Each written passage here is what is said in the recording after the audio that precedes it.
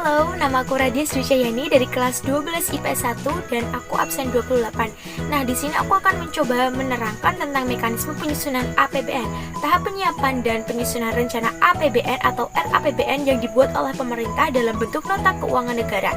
Presiden menyampaikan RAPBN kepada DPR, kemudian DPR perlu menyetujui RAPBN tersebut melalui sidang paripurna DPR yang dilakukan bersama lembaga teknis keuangan.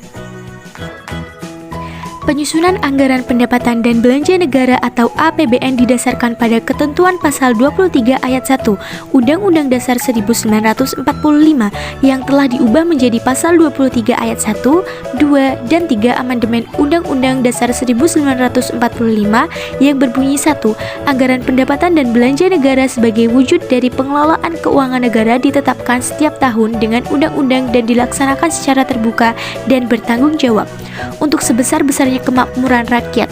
2. Rancangan Undang-Undang Anggaran Pendapatan dan Belanja Negara diajukan oleh Presiden untuk dibahas bersama Dewan Perwakilan Rakyat dengan memperhatikan pertimbangan Dewan Perwakilan Daerah. 3. Apabila Dewan Perwakilan Rakyat tidak menyetujui rancangan anggaran pendapatan dan belanja negara yang diusulkan oleh Presiden, pemerintah menjalankan anggaran pendapatan dan belanja negara tahun yang lalu. APBN ditetapkan dengan undang-undang berarti penyusunannya harus dengan persetujuan DPR sesuai dengan Undang-Undang Dasar 1945 pasal 23. Dari pengertian tersebut dikandung maksud bahwa setiap tahun pemerintah bersama dengan DPR menyusun APBN yang dimulai tanggal 1 Januari dan berakhir tanggal 31 Desember tahun yang bersangkutan. Kemudian ada proses penyusunan anggaran pendapatan dan belanja negara atau APBN disusun sebagai mekanisme berikut. 1. Ada tahap rancangan. Pemerintah menyusun rancangan anggaran pendapatan dan belanja negara atau RAPBN dengan penentuan asumsi dasar APBN, perkiraan penerimaan dan pengeluaran, skala prioritas, serta penyusunan budget exercise. Asumsi dasar APBN meliputi pertumbuhan ekonomi negara, inflasi, nilai tukar mata uang rupiah, suku bunga sertifikat Bank Indonesia atau SBI 3 bulan terakhir, harga minyak nasional, dan lifting. Kemudian tahap kedua ada tahap rapat antar komisi dengan mitra kerjanya untuk membahas rancangan tersebut atau departemen atau lembaga teknis. Yang ketiga ada tahap finalisasi penyusunan RAPBN oleh pemerintah. Tahap pembahasan dan penetapan RAPBN menjadi APBN dengan Dewan Perwakilan Rakyat dimulai dengan pidato Presiden sebagai pengantar rancangan Undang-Undang APBN dan Nota Keuangan, kemudian dilanjutkan dengan pembahasan baik antara Menteri Keuangan dan Panitia Anggaran Dewan Perwakilan Rakyat atau antar komisi dan departemen terkait. Hasil dari pembahasan berupa Undang-Undang APBN memuat satuan anggaran sebagai bagian tidak terpisahkan dari undang-undang tersebut. Satuan anggaran adalah dokumen anggaran yang menetapkan alokasi dana per departemen atau lembaga, sektor, subsektor, program, dan proyek atau kegiatan.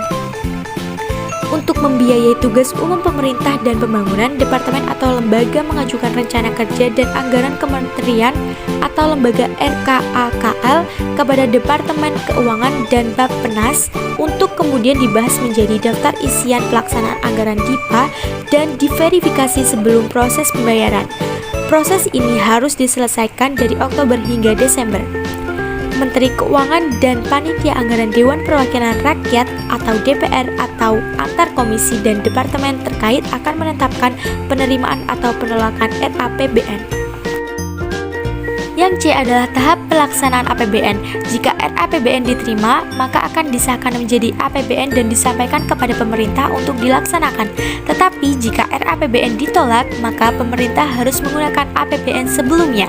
Dalam pelaksanaan APBN dibuat petunjuk berupa keputusan Presiden sebagai pedoman pelaksanaan APBN.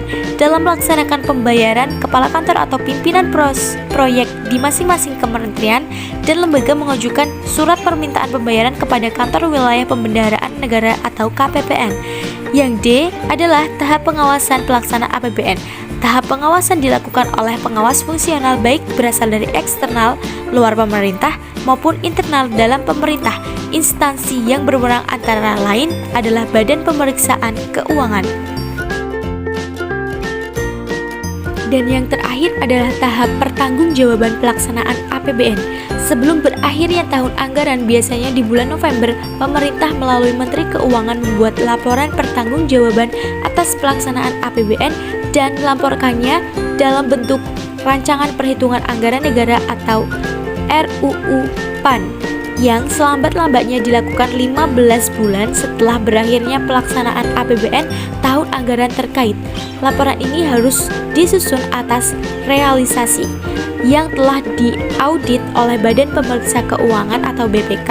Apabila hasil pemeriksaan perhitungan dan pertanggungjawaban pelaksanaan yang dituangkan dalam RUU PAN disetujui oleh BPK, maka RUU PAN tersebut diajukan kepada DPR untuk mendapat pengesahan menjadi Undang-Undang Perhitungan Anggaran Negara atau UU PAN tahun anggaran bersangkutan.